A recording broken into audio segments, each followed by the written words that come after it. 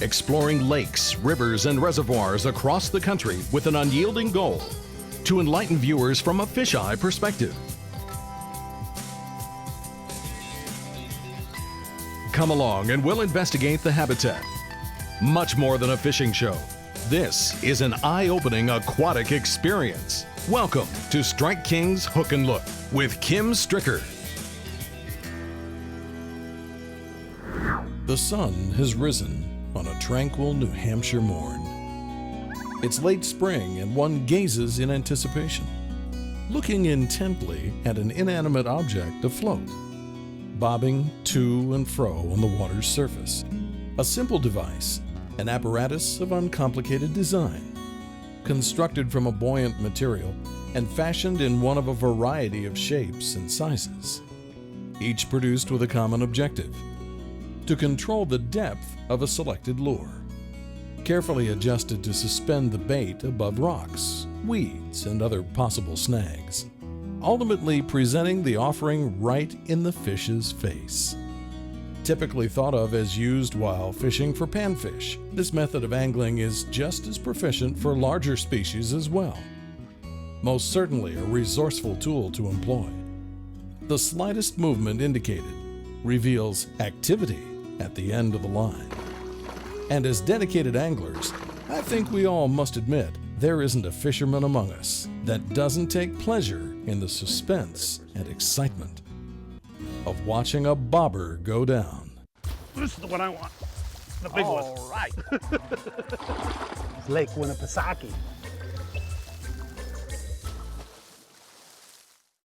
Welcome everyone to another award-winning season of Hook and Look. We got a great lineup in store for you this year, and it all begins with a trip to New England. Serving as a gateway to New Hampshire's majestic White Mountains, the quaint town of Meredith has been a tourist favorite for generations.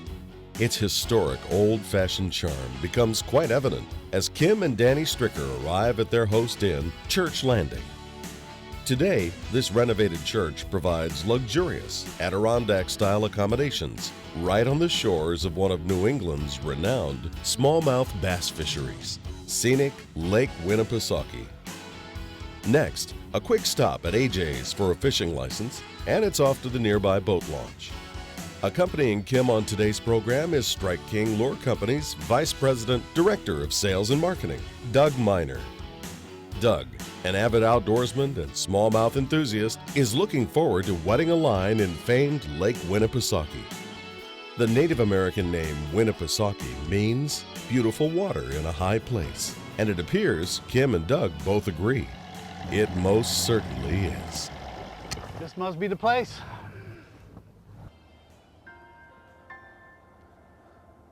Oh, this is a beautiful bottom. Well, thank you. Hey, believe me. I was looking at the rock, Oh, I'm sorry. not your patoot. From up here, I don't see a single predator around any of these beds. He's got it. I was gonna say, boy, I saw its mouth open. I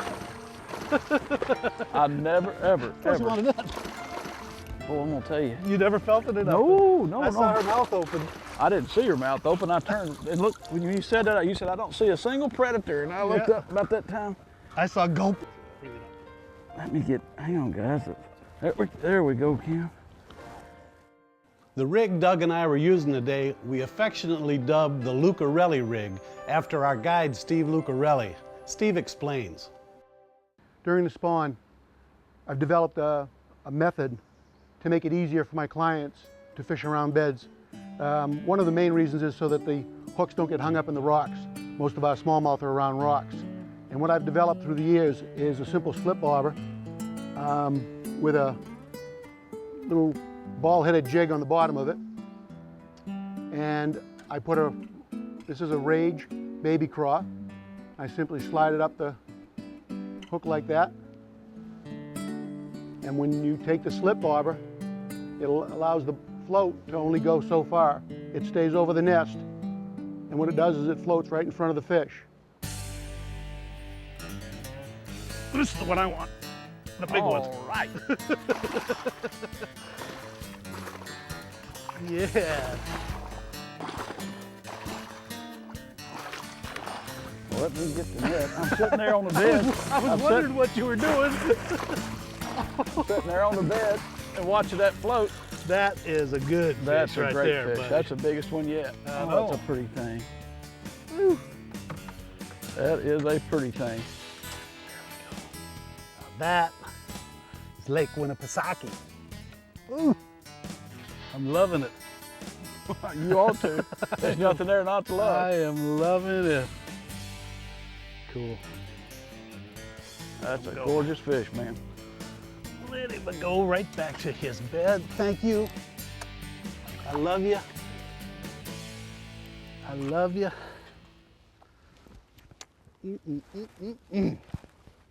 I need to get in the water. I need to go down and see those things. I don't blame you. Stick around, because when we return, Kim shows us bed fishing from a fisheye perspective.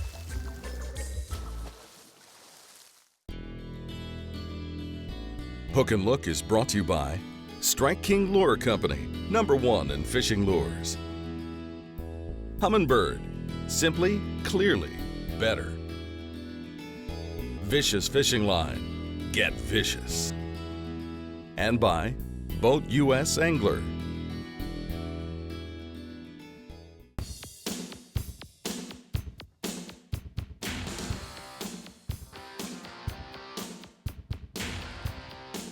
In response to those viewers telling us how much they enjoy what we refer to as the Hook and Look experience, Kim enters the water. He'll attempt to coach Doug Miner from a fisheye point of view as he captures video of the lure presentation, as well as the fish's unpredictable response. He's attacking me. I don't blame him. I'd attack you too. You can cast whatever. Okay, Kim, let me move the boat just a bit where I can see the bed. Okay.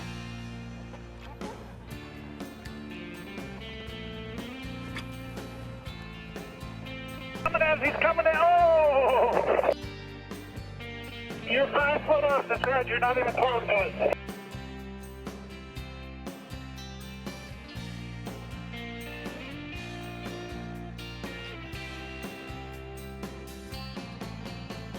Oh, it's coming right at him. Move. Okay, move it a little bit. Move it. There you go. Move it just a touch. Oh, he's got it. He's got it. He's got it. Good shot. All right. All right. This is insane.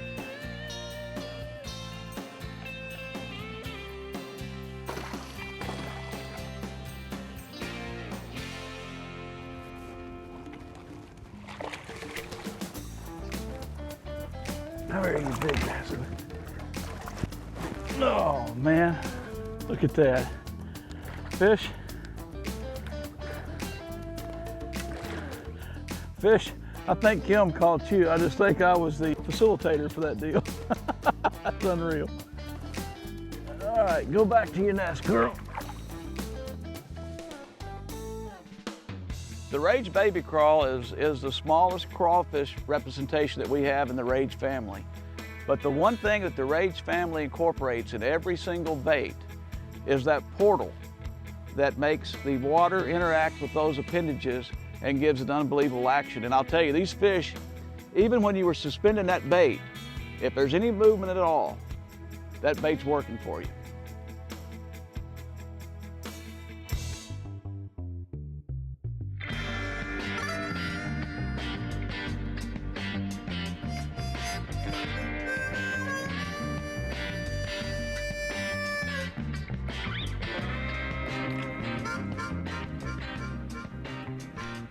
Is that it?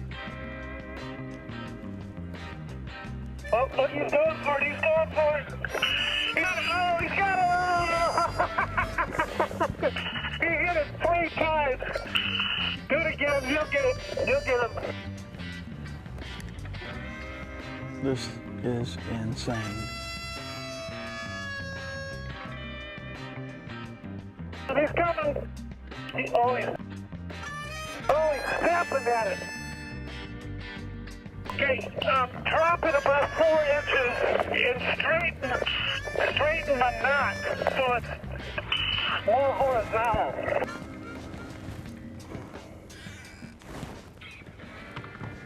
What he's talking about on that knot deal is this. That knot's got to be up like so, where the bait will lay flat and look like a crayfish.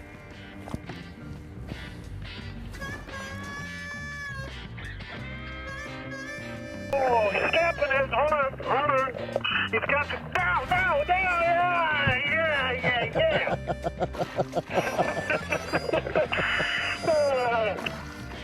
Oh man, that is unreal. That's great. Those fish, they jump like trout. Good job. That is unbelievable. Oh, come here, you rascal. You come on here.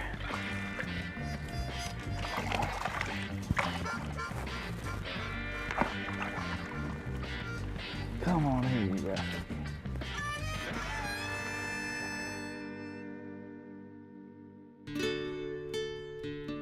New Hampshire, like many states, permits a dedicated catch and immediate release season, which allows fishermen the privilege to fish for bass while they're defending their nests and brood during the spawn.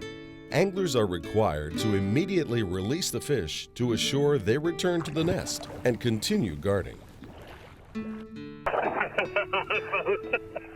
Yeah, that's a lot of fun, isn't it? Talk about the ultimate sight fishing. Oh yeah. Let's do that again. A useful tool during the spawn is a power pole shallow water anchor, not only for quietly holding your position for casting, but to prevent drifting away from the nest once you catch a fish. We've documented underwater that the longer you keep the fish out of the water and the further you are away from the nest, the longer it takes the fish to return once released. However, if you make an effort to stay close and practice immediate release, the bass go directly back to their nests. And just like that male smallmouth, Hook and Look will return to the nests as well, right after this. Welcome back to Hook and Look. The clear water of Lake Winnipesaukee was too inviting for Kim and Danny Stricker, and the two have gone for a swim. Kim enlightens us as to what they discover. When we first approached the beds, the first thing we confirmed was there was a complete lack of egg predators. There were no intruders whatsoever trying to encroach on the nests, which didn't come to me as a surprise. What did, however, was the fact that at first glance, the beds actually appeared to be clean. There were no clusters of eggs visible. We had been told that the male smallmouth had been guarding these nests for at least 2 weeks, so we moved in close for a more thorough inspection. It was then that we discovered that the eggs had recently hatched and the tiny fry, wiggling with their yolk sac still attached, were positioned around the bed perimeter and within the cracks of the rocks. From a distance, the group of black fry essentially looked like some kind of debris, like tree bark. Underwater, it's interesting to observe the different stages during the spawn, and as fishermen, it gives us a better sense of how we perceive the fish's focus around the nests. One thing that stood out from our observation, at least around these nests, was that it appeared there was a complete lack of egg predation on Lake Winnipesaukee. Perhaps that explains the booming population of average-sized smallmouth and the lack of numbers of what we consider to be big fish. Let's check in with the professor and get his educated opinion. Professor Gerald R. Smith is the curator of fishes at the University of Michigan Museum of Zoology.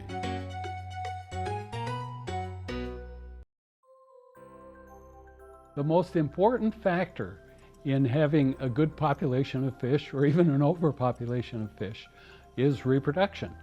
And there's something about this lake that gives it really wonderful circumstances for recruitment, they call it, or reproduction of the next generations of fish by this generation of fish that you're seeing now. This lake has apparently ideal conditions for this recruitment of the next generation.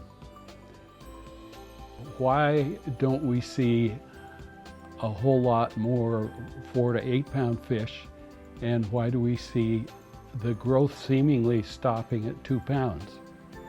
That is a little harder to explain unless they're running out of food. So I think the important thing to do would be to look at the ages of these 2-pound fish to see just how long they've been living at that size. That would tell us what is limiting their continued growth to larger sizes. One of the things that could be done here would be to take a whole lot more of the 2-pound fish out of the system. This would require the change in regulations to slot limits, which would allow fishermen to keep 2-pound bass, but would regulate that they would have to return bass larger than that to the system so that they could keep on growing, and you'd get more trophy bass that way and fewer of the 2-pound bass. So slot limits have been used very successfully in similar lakes elsewhere in North America.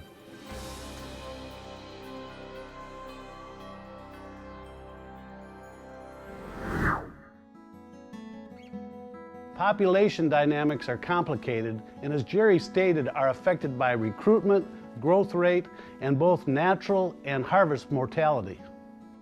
Modern fisheries management draws on this science in order to protect fisheries resources like Lake Winnipesaukee, so sustainable exploitation is possible for us as well as future recreational anglers. I've got one more thing you got to check out. We ran this smallmouth's peculiar behavior by the professor. Okay, here's a question. What is that fish doing? Why is it reacting that way to a fin? If you see a fish scuffing at gravel, then it could be stirring up food, or even earlier in the season digging a nest. When a fish seems to be reacting as though it's irritated at something new in its environment, then I think you'd count that as aggression, and that it is behaving in a way that's intended to drive that thing, that blue fin, out of its environment. And that's a really interesting thing. The great thing about those smallmouth bass, the males that are being parental, and of course it's only the males that are parental in this species, in most fish species, they will take on and fight something much, much bigger than themselves. They're not easily intimidated. Thank you, Dr. Smith, for sharing your insight. There's more bobbing for bass coming up. This portion of Hook and Look is brought to you by Ranger Boats, still building legends one at a time. Power Pole, swift, silent, secure. Evinrude. And by PADI, the Professional Association of Diving Instructors. PADI is the way the world learns to dive. Welcome back to Hook and Look. Kim Stricker and Strike King Lure Company's Vice President of Sales and Marketing, Doug Miner, have been sight fishing for Lake Winnipesaukee smallmouth. It appears Kim has hooked yet another visible male. Kim, you got another, dude. You are a sight fishing dude. Not bad. Let me ask you something. I mean, you've worn every manufacturer's sunglasses in the country, and I know today we just really started sponsoring the show this year with glasses, with eyewear, but what do you think? I could see just as well as any other pair of glasses that I've worn. There's no question. The thing to me, they're lighter, and the APT new technology, and we've got every lens color that a guy could wish for, from bright yellow all the way up to a real dark gray. So every condition we can cover. I'm going to be perfectly honest, it surprised me. For a $20 pair of glasses? Hey. For the price, you can't beat it. That's cool.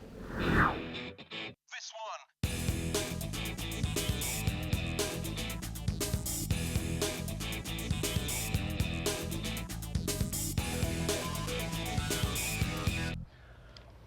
There is one there.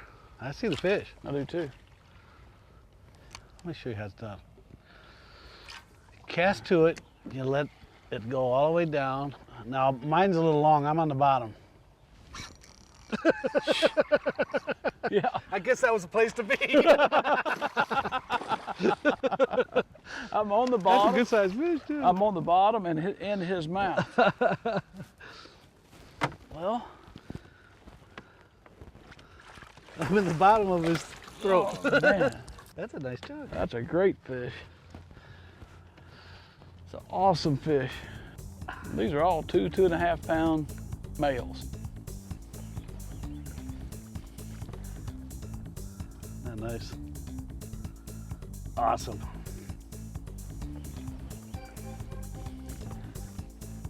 Thank you. Lake Winnipesaukee is one of those places you'll definitely catch a bunch of fish. And thanks to our guide, Steve Lucarelli, well, the catching almost became monotonous. You gotta admit, it gets to the point where how many can you catch? Yeah, yeah. I would also like to emphasize just how much Doug Miner and I enjoyed our stay at Church Landing. Trust me, guys, considering the inns, the food, and the shopping at Mills Falls, this is definitely one of those trips you want to bring the wives along. Thanks for joining us, and be sure to tune in next week when we probe the dark shadows beneath moored pontoon boats. Skipping a 4-inch caffeine shad proves to be a productive pattern. We'll see you then on Hook and Look.